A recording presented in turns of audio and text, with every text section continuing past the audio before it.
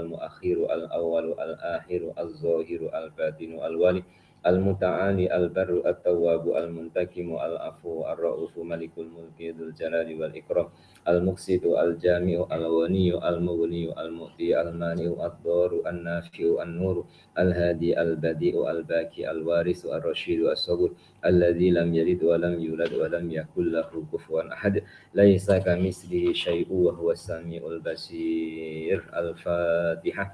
A'udzu billahi minasyaitonir rajim. Bismillahirrahmanirrahim. Alhamdulillahi rabbil alamin. Ar-Rahmanir Rahim. Maliki yaumiddin. Iyyaka na'budu wa iyyaka nasta'in. Ihdinas siratal mustaqim. Siratal ladzina an'amta 'alaihim ghairil maghdubi 'alaihim waladdallin. Amin. Bismillahirrahmanirrahim. Allahumma antas salam wa minkas salam wa ilaika ya'udus salam fahayyina rabbana bis salam wa adkhilnal jannata daras salam. Tabaraka rabbana wa ta'alaita ya dzal jalali wal ikram bi rahmatika ya arhamar rahimin. Wassalamun alal mursalin walhamdulillahi rabbil alamin. Allahumma zukna hubbaka wa hubba man ahabbaka wa hubba ma yuqarribuna ila hubbika ya Allah. Wa sallallahu ala sayyidina Muhammad wa ala alihi wa sahbihi wa sallam. Walhamdulillahi rabbil alamin. Alhamdulillah, dengan rasa syukur kepada Allah di pagi ini dapat bersama dalam majelis pengajian, majelis ilmu, majelis zikir, mengingatkan kita kepada Allah melalui sebagian ilmu-ilmunya Allah dan melalui perjumpaan sesama hamba Allah. Allah Subhanahu wa ta'ala menciptakan makhluknya. Di antara makhluk yang diciptakan oleh Allah dalam kedudukan yang mulia adalah manusia. Walaupun manusia tercipta selepas malaikat, tetapi manusia boleh lebih mulia daripada malaikat. Kemuliaan itu dicapai dengan kurniaan Allah melalui ikhtiar dan usaha. Sebagaimana Allah mengangkat derajatnya orang-orang yang berilmu. Yarfa'illahu alladhina amanu minkum walladzina utul ilma darajat. Allah angkat derajatnya orang yang beriman dan berilmu.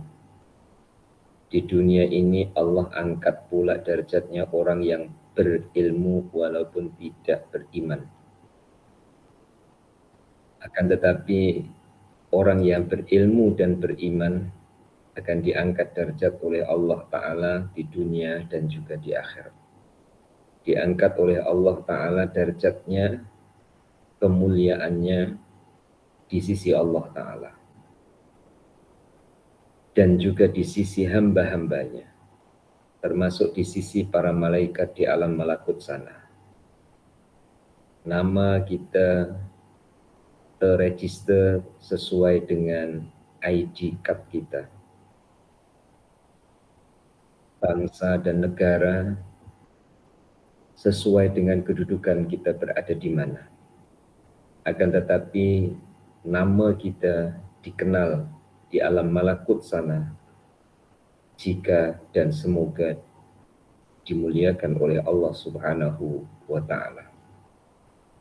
Para malaikat mengenali kita dan juga para malaikat mendoakan kita, orang-orang yang berilmu, orang-orang yang belajar, didoakan oleh para malaikat. Dan pada pagi hari ini, alhamdulillah, sebagian dari waktu kita, waktu saya, hampir-hampir saya buat pengumuman lagi ataupun maklumat hari ini ditiadakan pengajian. Namun saya lihat masih ada waktu untuk bertatap muka melalui online ini di beberapa menit untuk menyambung pengajian kitab Al-Hikam.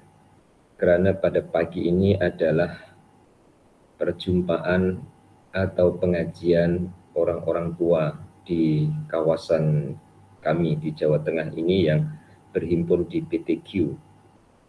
Jadwalnya minggu depan, akan tetapi minggu depan insya Allah saya sudah bertolak pergi umrah, jadi dicepatkan untuk pagi hari ini. Dan muslimin muslimah, waktu yang tersedia kita akan manfaatkan. Dan minggu hadapan karena saya insya Allah dah pergi umrah, maka kegiatan pengajian orang-orang tua di kawasan kami cepatkan pada minggu ini, yakni pada pagi ini di pukul 9 waktu Indonesia dan pukul 10 waktu Malaysia. Oh iya, dengan kepergian kami ada beberapa jemaah yang menanyakan tentang tilawah di Masjidil Haram ataupun doa. Insya Allah waktu saya lapang saya akan buatkan seperti yang telah berlalu. Kita teruskan dulu pagi ini. Salam dan selawat kepada junjungan agung Rasulullah Muhammad SAW. Mengawali pengajian selepas pujian kita kepada Allah adalah salam dan selawat kita kepada baginda. Diteruskan di muka surat 23 pada kata mutiara yang keempat, pedoman manusia dalam mengatur hidupnya.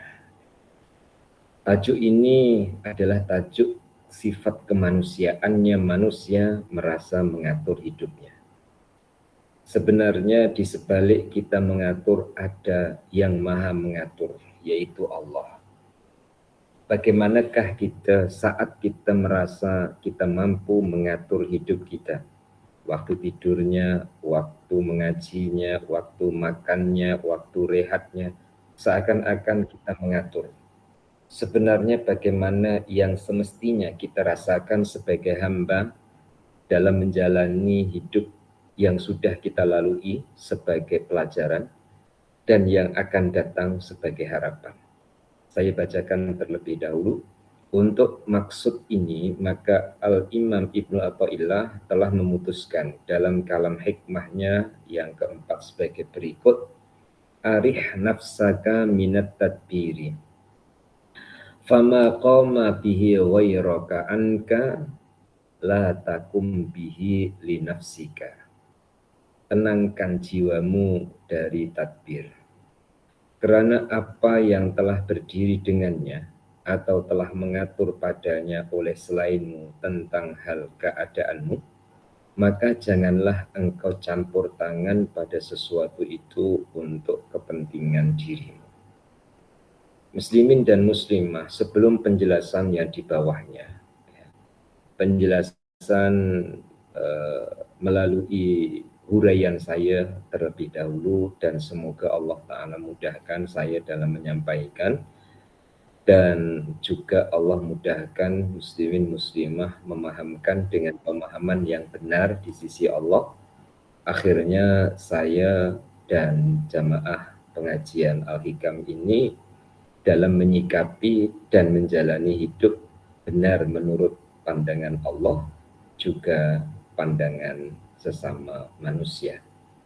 Pandangan sesama manusia nomor 2. Nomor satunya adalah pandangan Allah. Karena belum tentu di pandangan Allah Ta'ala itu baik, orang-orang sekeliling kita memandang baik. Karena hubungan dengan Allah adalah hubungan hati.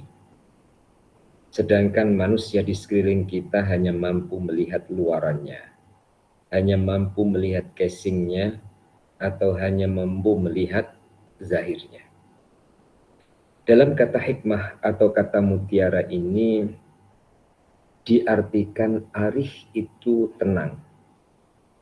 Dari bahasa Arab merujuk kepada kamus bahasa Arab, arih itu maknanya rehat, ya, istirahatkan. Dilembutkan arti dan maknanya, arih diartikan tenang, nafsaka jiwamu. Jiwa-jiwa ini boleh tenang, termasuk saya, termasuk tuan-tuan dan puan-puan, apabila jiwa ini ada ikatan yang kuat dengan penciptanya. Allah menyebut dalam Al-Quran, ya ayyatuhan nafsul mutmainnah, wahai jiwa-jiwa yang tenang. Nafsul mutmainnah itu nafsu yang paling tinggi kedudukannya. Ibarat sekolah itu bukan darjah, bukan tingkatan, tapi sudah sampai ke peringkat PhD, doktor ataupun profesor. Sehingga nafsul mutmainnah ini mampu mengendalikan dan memposisikan, mengendalikan kehendaknya, ikut kehendak Allah Subhanahu wa Ta'ala, memposisikan dirinya sebagai hamba di hadapan Allah. Saya ulang, 2, ya. Mengendalikan kehendaknya, mengikuti kehendak Allah. Nomor 2, mendudukkan dirinya sebagai hamba Allah. Ada masa-masa tertentu yang harus nampak ikhtiarnya atau usahanya, seperti ingin kenyang dengan proses makan. Makan itu merupakan ikhtiar untuk kenyang bagi jasad.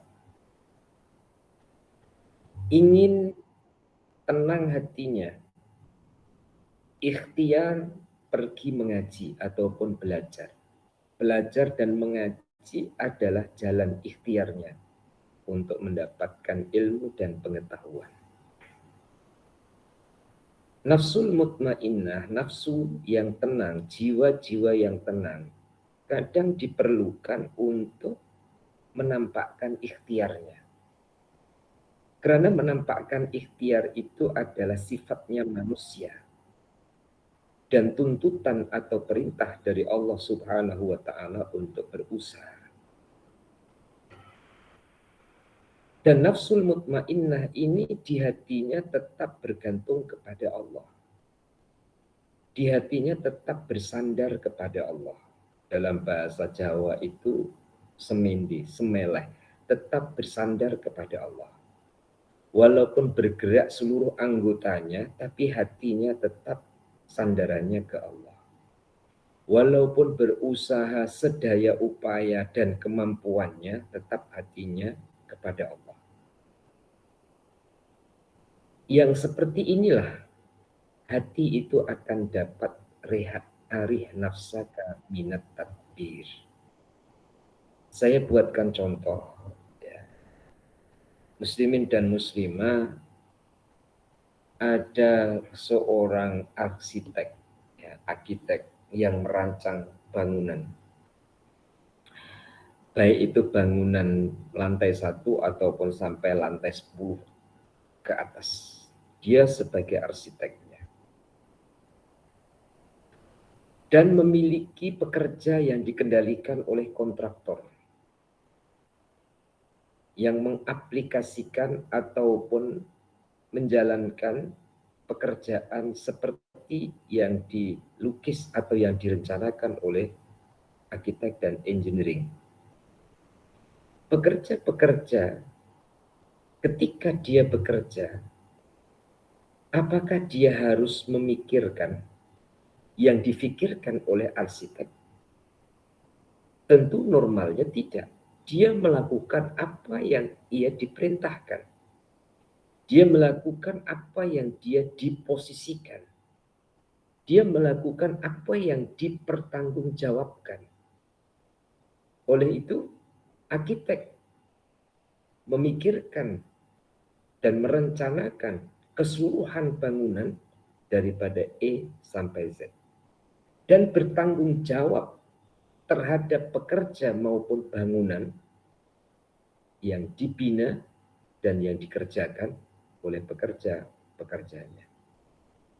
Allah pentadbir dunia dan seisinya. Itulah dia Rabbul Alamin. Kita adalah sebagian dari makhluk yang diciptakannya, dijadikan oleh Allah sebagai khalifah dalam kurun waktu yang sementara, di dunia. Hidup kita adalah sebagian dari kehidupan dunia. Buktinya, kita telah didahului oleh orang yang sebelum kita, dan kita akan digantikan oleh orang yang selepas kita. Berarti hidup kita di dunia adalah hanya sebagian dari kehidupan dunia. Mungkin 70 tahun ataupun 80 tahun dijadikan oleh Allah Ta'ala sebagai khalifah. Dan dijadikan oleh Allah Ta'ala sebagai khalifahnya ini pula Allah memposisikan, Allah meletakkan sebagai orang Melayu, sebagai pedagang, sebagai petani, sebagai seorang istri dari sekian anak yang diamanahkan dalam keluarganya, dan juga urusan-urusan yang Allah Ta'ala serahkan kepada kita. Dan urusan itu ada hubungannya dengan makhluk lain. Seperti berdirinya rumah kita ada hubungannya dengan jiran kita. Walaupun rumah banglo sekalipun. Walaupun rumah sebiji sekalipun. Karena apa? Bila melihat saluran air kotor tuan-tuan dan puan-puan yang punya rumah banglo, itu pasti bersambung dengan saluran air jiran ataupun tetangga dan berikutnya dan berikutnya. Ada hubungannya. Tidak mampu kita untuk berpikir mata rantai yang menghubungkan kita dengan makhluk di sekeliling kita. Seakan-akan orang memandang bahwa rumah besarnya dengan tamannya itu yang paling indah. Tidak akan indah tanpa keindahan Allah Ta'ala menyertai dalam pemberiannya.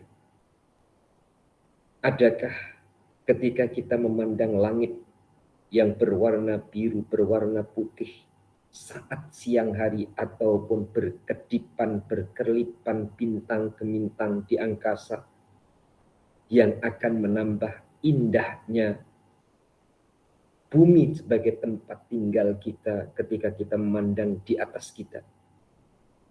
Tentu itu semua sudah di luar jangkauan akal kita. Dan itu semua bukan berdiri sendiri. Itu semua bukan tanpa ada yang menciptakannya. Semua itu ada yang mentakdirnya. Siapa yang mentakdir? Allah. Maka oleh Ibnu Athaillah mengatakan arih nafsaka minat tadbir, tenangkan jiwamu daripada tadbir, daripada mengurus. Ya. Maksudnya mengurus apa? Sesuatu yang tidak diserahkan oleh Allah Ta'ala untuk mengurusnya. Kalau Allah Ta'ala serahkan untuk mengurus, ya wajib untuk diurus. Contoh dalam hubungan keluarga. Ada hal-hal tertentu orang tua menyuruh anaknya untuk melaksanakan sesuatu yang membawa kebaikan kepada anaknya. Anak disuruh untuk pilih buku pelajaran yang akan dipelajari pada hari esok. Orang tua menyuruh anak untuk mengulang kaji. Pada ketika itu orang tuanya pun berada dalam urusannya. Urusan dapur. Potong bawang, potong cili, potong sayur, potong daging. Kemudian anaknya kepo, artinya ambil tahu. Ingin pegang pisau, ingin ikut potong daging, ingin ikut memasak. Ada kalanya orang tua terus mengatakan, tak payah, yang penting kamu belajar. Selesai belajar, mak sudah siap masak, kamu tinggal makan saja. Ada kalanya orang tuanya membiarkan. Dia menginginkan itu dibiarkan. Dibiarkan dalam arti supaya dia tahu bagaimana prihatinnya dan bagaimana jerih payah sebagai orang tua. Bukan secara tiba-tiba makanan itu ada di atas meja, terhidang dan sedia untuk dimakan oleh seisi keluarga. Tetapi ada prosesnya, ada perjalanannya. Mulai dari bersihkan alat memasak, kemudian memotong yang akan dimasak, mencuci, dan lain-lain lagi hinggalah tersedia dalam bentuk hidangan masakan. Kadang diperkenankan oleh orang tuanya untuk berada di dapur dan membantu dan menolongnya. Walaupun sebenarnya tanpa pertolongan anak, orang tua mampu. Namun, apabila ia mencampuri urusan orang tuanya, yang itu bukan urusannya, pasti dia akan tertinggal urusannya sendiri. Begitulah Allah telah memposisikan hambanya. Yang bukan urusan hamba, tak payah ikut campur. Apa yang bukan urusan hamba? Yang hamba tidak perlu ikut turut campur. Mentadbir. Ya. Muslimin dan muslimah. Apa itu mentadbir? Nanti di belakangnya akan dijelaskan. Ini saya jelaskan secara langsung terlebih dahulu. Mengurus. Merasa diurus, jangan mengurus. Kalau ini hubungannya dengan Allah. Ya. Jamaah pengajian Al-Hikam harus merasa diurus, jangan mengurus. Jamaah pengajian Al-Hikam harus merasa sebagai hamba, bukan sebagai tuan. Jika sudah diposisikan oleh Allah Subhanahu wa Ta'ala seperti yang kita sekarang ini, nikmati. Jika sudah diposisikan oleh Allah seperti yang sekarang ini, disyukuri. Tentang keinginan ingin tambah, 1 ingin tambah 2, 1000 ingin tambah 2000, itulah nafsu. Dan Allah juga memberi peluang untuk meminta. Kadang di saat kita itu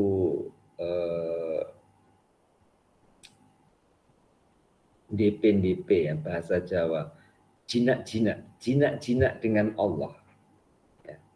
Jinak-jinak dengan Allah itu kadang kita senyum, kadang kita nangis.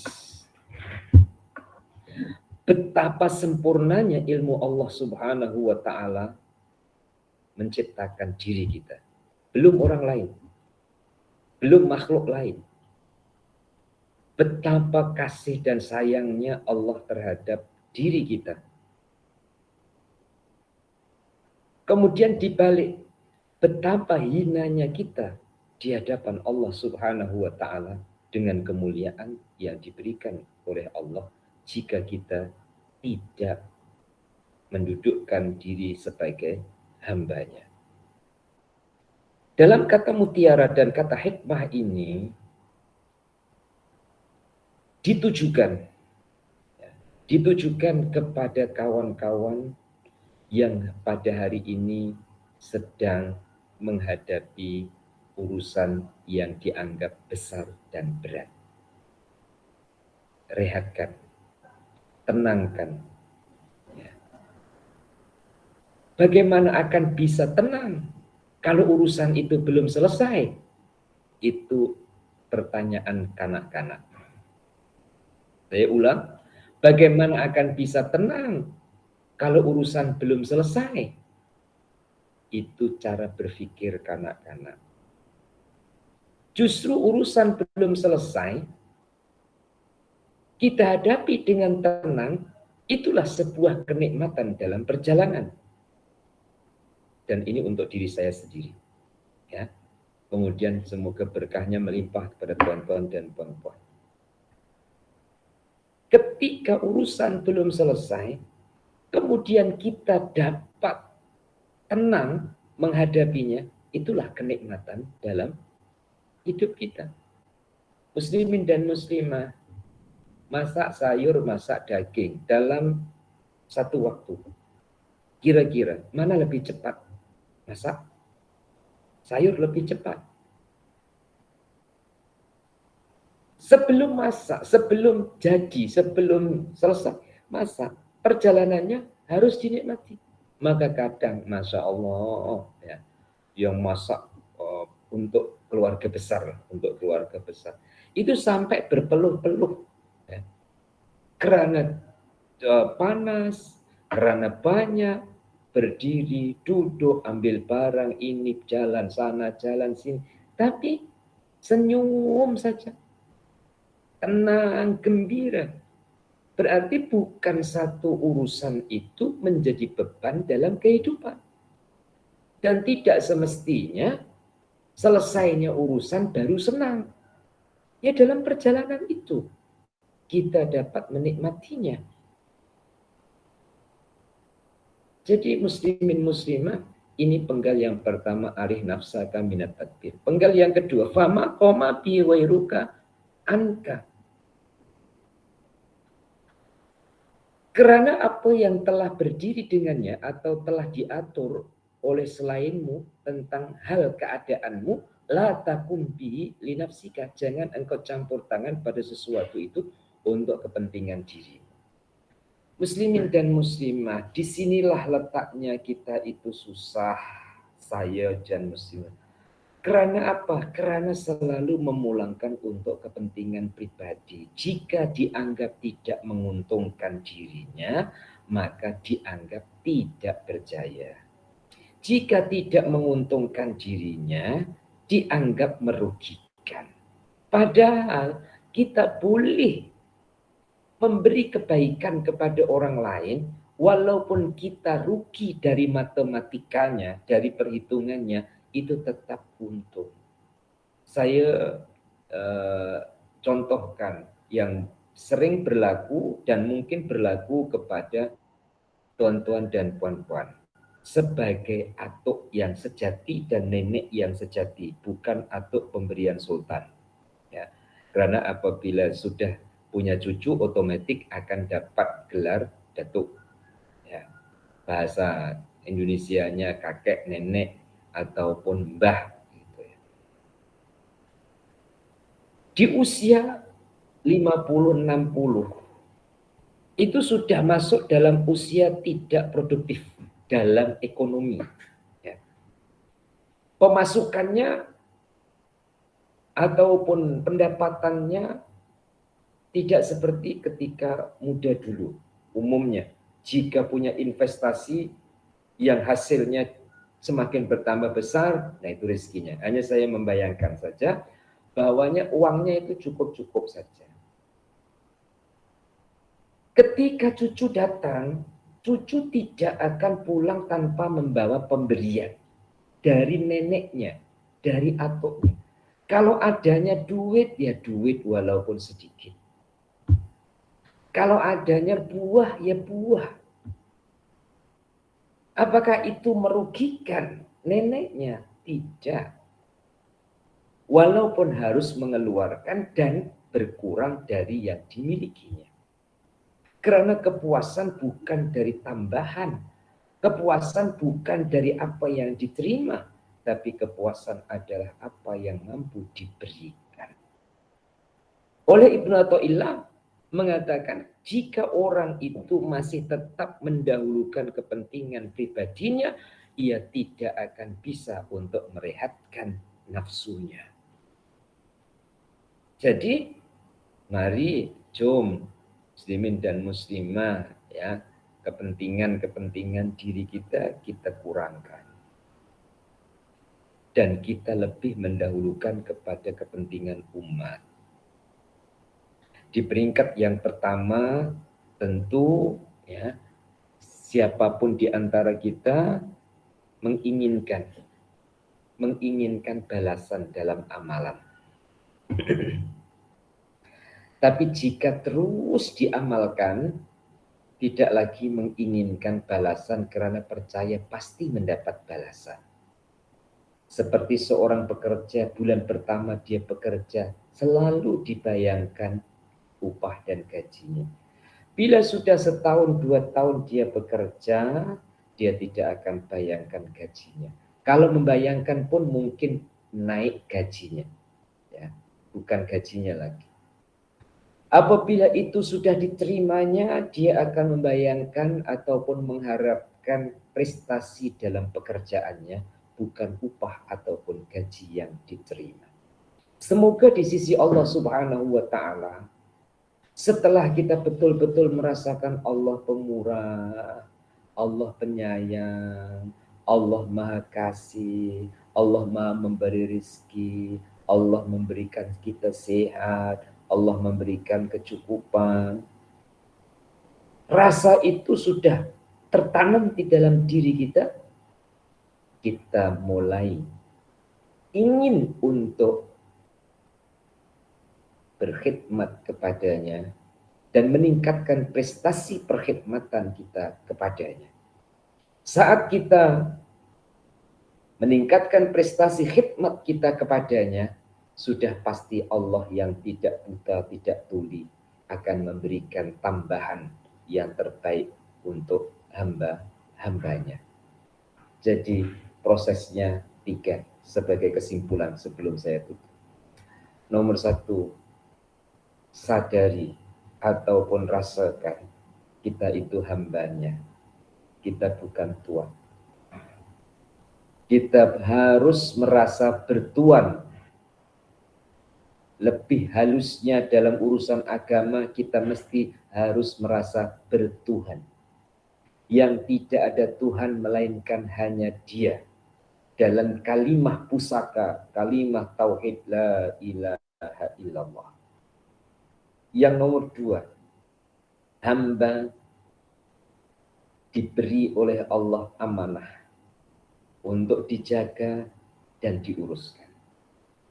Uruskan yang telah diserahkan dan jangan mengurus yang tidak diserahkan. Urus yang telah diserahkan berarti bertanggung jawab. Tidak ikut serta yang bukan urusannya karena yakin Allah Ta'ala telah menguruskannya. Sebagaimana muslimin dan muslimah, puan-puan, dan saya juga jangan dibebani untuk pikir umur saya berapa.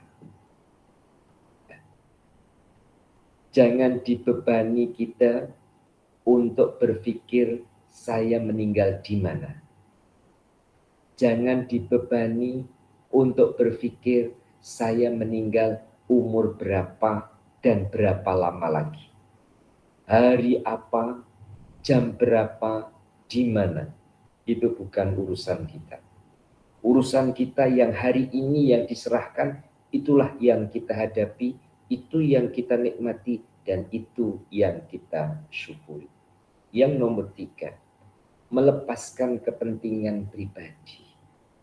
Rela berkorban untuk hamba Allah. Rela berkorban untuk umat Rasulullah SAW. Diawali dari komunitas diri kita. Diawali dari kekeluargaan kita. Diawali dari lingkungan kita. Diawali dari kebersamaan kita. Yang insya Allah sistem ketuhanan akan berlaku. Siapa menolong akan ditolong. Siapa membantu akan dibantu. Siapa meringankan beban orang lain, Allah akan ringankan akan bebannya. Siapa yang mengeluarkan kebaikan atau memberikan kebaikan kepada orang lain, pasti Allah Ta'ala akan memberikan balasan kepadanya. Lebih-lebih lagi di jalan Allah. Ya. Maka ada beberapa kriteria yang disebut fisabilillah. Ya. Pasti Allah Subhanahu wa Ta'ala akan pikirkan, dan bukan hanya pikirkan, akan cukupkan dan akan diposisikan oleh Allah di posisi yang mulia di hadapan Allah, di hadapan para malaikatnya, juga di hadapan hamba-hambanya. Pagi ini saya cukupkan ini terlebih dahulu, jadi mohon maaf ya, hanya sebentar karena harus mengakhirkan waktu. Dan pada hari Kamis, Jumat, saya pun mohon maaf kepada muslimin muslimah ya, harus setiap hari menyampaikan mohon maaf, pengajian ditangguhkan ya, karena proses anak sulung yang alhamdulillah sudah selesai, Qurannya juga ada selesai tabarukannya. Itu hari ketika saya di Jawa Timur akan ambil dia untuk proses kepergiannya ke Turki. Kemudian ada tawaran di 3 negara, baik di Yaman maupun di Mesir dan juga di Turki. Jadi ketika ada tawaran yang lainnya itu masih difikirkan mana yang diikuti, dan dia termasuk 5 besar di pesantren yang dipilih untuk vokal suara ketika majelis kunbu atau ketika majelis wisuda pada hari Kamis malam Jumat. Makanya Jumatnya saya baru balik, dan dia sekarang pun masih saya tinggalkan di sana karena tak jadi untuk saya bawa balik sebagai pelajar yang dipilih untuk dibimbing ataupun pelajar pilihan yang diorbitkan di sekian ribu pelajar. Karena Zaki itu setelah selesai Qur'annya saya suruh untuk tabarukan, ambil berkah mengaji lagi dengan kiai sebelum pergi ke luar negeri ya. Dan ini sudah selesai, dan itu di pondok saya yang lama dulu.